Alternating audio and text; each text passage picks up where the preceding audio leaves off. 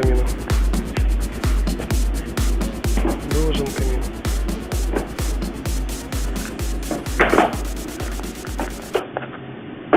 Сзади пристроена груба.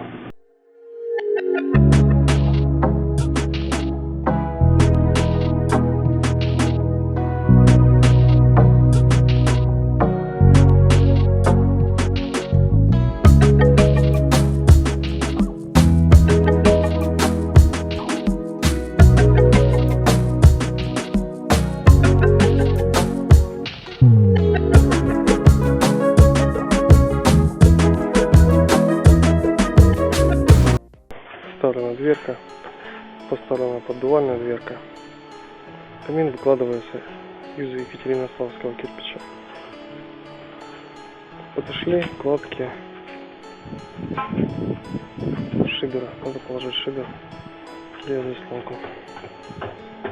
Вытащили стекло огнеупорное, так чтобы его не разбить. Внутренняя часть.